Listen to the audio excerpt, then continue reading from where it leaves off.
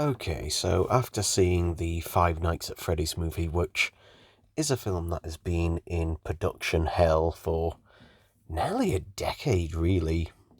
Like I say, what was it, 2016 it was first announced, and obviously it started off at Warner Brothers and ended up at Blumhouse, and I think Blumhouse was a much better home for it, particularly, obviously, Blumhouse dealing low budget horror, but I'll say this to begin with, like, if you are a Five Nights at Freddy's fan, or if you enjoy it to any extent, yeah, you're probably gonna enjoy this film at least to some extent. Whether you'll how much you'll love it depends on that. If you don't like Five Nights at Freddy's, yeah, this film is not gonna change your mind. So, just saying, this film wasn't perfect. Far, far from it. I think part of its problem is that it kind of relies quite a bit in some areas, not others, but certain areas for you to already know what is going on. Kind of. It isn't one direct version of any of the previous continuity, but it takes bits and pieces from all of them. But the problem is that if you are a Five Nights at Freddy's fan going to see this film, you know exactly what is going to happen. And I don't just mean like, little tidbits. I mean, you know everything that's going to happen, basically, before it happens. So it's not really a film you're going, to be surprised by anything, because there was nothing there to be surprised by. And I think that's kind of part of the problem with what, most people who are going to see this are far too familiar with the property. I mean, it doesn't help that the trailer, I'm going to talk about stuff in the trailer. The stuff in the trailer does also spoil bits of the film. Like, for example, William Afton's appearance at the end of the trailer. Yeah, there's a reason Matthew Lillard is listed last in the billings for the cast, or top billings, I should say, because he appears at the beginning, as just an office type worker, but then completely disappears from the film.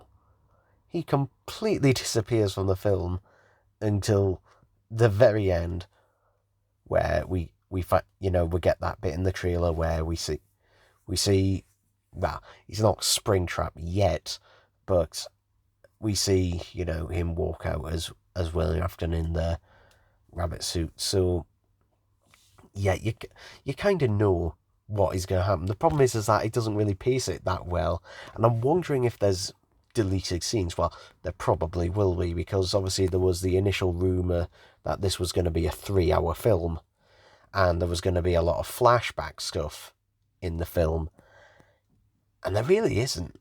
There really isn't. So I'm wondering, is that the stuff that's being cut? Because there are bits in the film that do feel like, oh, this is being cut, or, there's an explanation for stuff here. And, being a Five Nights at Freddy's fan and knowing the lore in general, then you kind of just automatically fill in the gaps. But when I was watching, I was realizing, if I didn't already know this lore detail and what was going to happen, then someone else watching is just like, what the hell's happening here? Why is this happening? Now, it does explain the basics of things, but it doesn't really show things. And the problem is that we don't really get to know any of the characters as characters. There isn't really much outside of Mike himself, who's the only one who really gets really any character development at all in this. None of the others really do. They're all pretty one note, and there's a kind of lack of, explaining things, which is also, it's core for Five Nights at Freddy's, but I don't know, it's just a weird sort of thing where it kind of expects you to know, but also it's kind of a thing like introduction to newcomers at the same time. It kind of can't decide whether it just wants to go, most of the audience already know the law on that, let's just jump into it, or it's just like, okay, this is a good point to jumping for newcomers. It's kind of at that weird, like, in-between point. I will say, like, I was worried that this was going to be too kiddified, because a long problem that the Five Nights at Freddy's franchise has suffered is basically each one becoming more and more and more kid-friendly, and it's straying away from its sort of horror aspects to it. Thankfully, for the first half of this film, it actually does feel like a proper horror film for the most part. There are the bits where, unfortunately, it strays from that, but for the most part, it is actually, in keeping in that horror. But when we get in more and more to the film, particularly any kills, basically every single kill in this film, and there's not a lot of them, but any sort of like violence or anything like that, completely off screen. It's always cut completely off screen all of the time, which is a shame. And even when, we do get to see, a body afterwards, and that it's either completely fine or is just completely obscured in darkness so you can't see it. And it's just like, come on.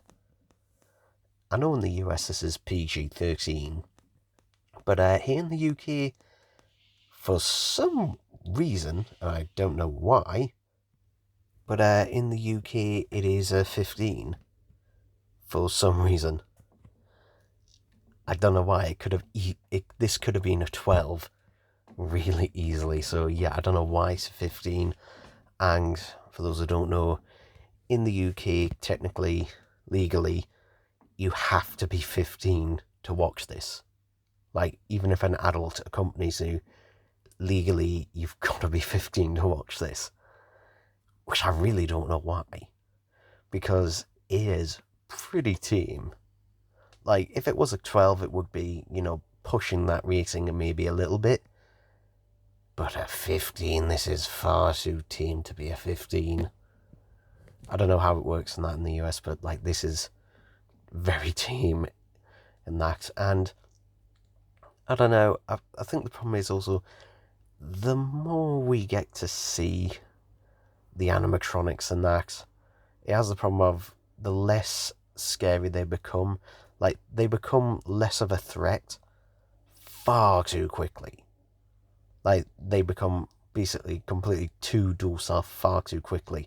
In the first half, they have a lot of, suspense in that, mainly due to the lighting and atmospheric stuff in the music.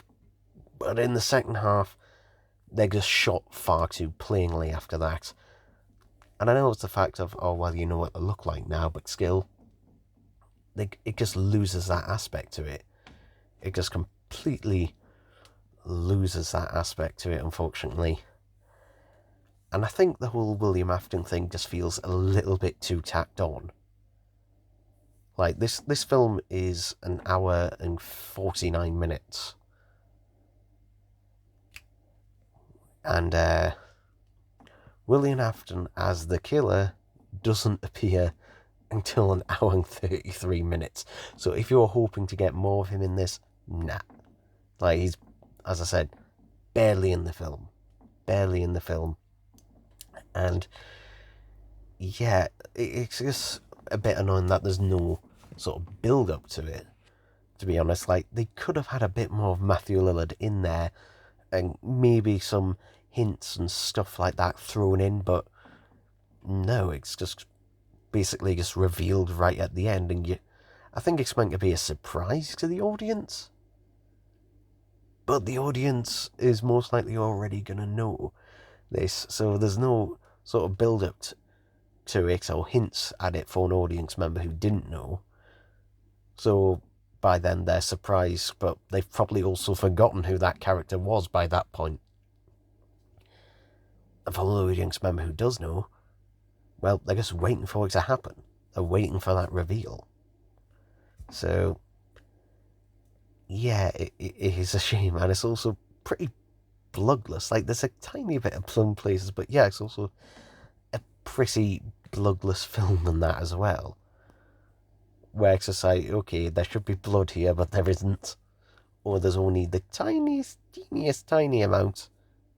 But we're not going to show anything too much. It just kind of feels like it's kind of fighting with itself at times. And yeah, it's just, I don't know. Like, we've heard this story told before, this type of story told before several times. Obviously in the games first, then in the novels, and now this. Obviously, details of that are different, but it's a similar type of thing. It is a similar type of thing. I think they'll enjoy this, nonetheless. But I think there's a few kinks and bumps to lean with that. I'd say, for one, the animatronics, or puppets, I should say, they look way better when there's low lighting. Unfortunately, as I said before, during the second half, they're lit far too much. It's far too bright, the second half. It lacks a lot of that darkness that the first half that had. They're just far too bright. They're far too brightly lit, and that throughout.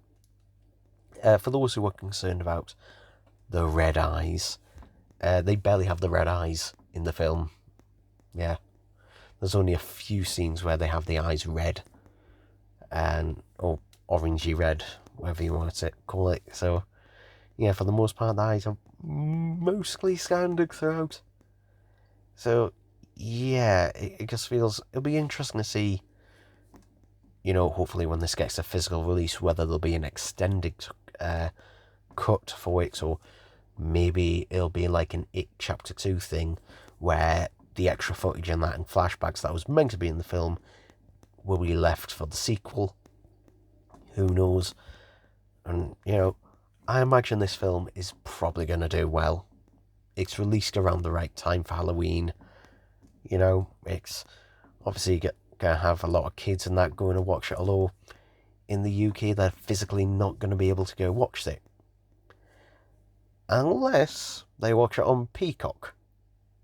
Yeah, because this film was released on Peacock the same day. So if you have Peacock, which is a free streaming service, then you can watch this. And if you go on a naughty site, you can probably also download it and that as well. So, yeah, but as I said, there are options and that to watch it. So, yeah, I don't know. It'll probably make its budget back. Like I said, while it's, not a low budget, it's still, very low budget compared to like probably something that Warner Brothers would do. Blumhouse, keeps it low. But I will say, I was actually glad to see that they didn't overdo the CGI. Thankfully, they didn't overdo it. There was a lot of concern with that. And yeah, there are bits where it does look crap. But it wasn't over the top. I will say though, Cupcake, there was a couple of shots where it looked alright, but yeah. But as I said, the easiest way to answer the question is, should you go see this movie? If you like Five Nights at Freddy's, you'll like this. If you don't, you won't. That's as simple. I could have just done this as a bloody 10-second thoughts on watching, but there you go.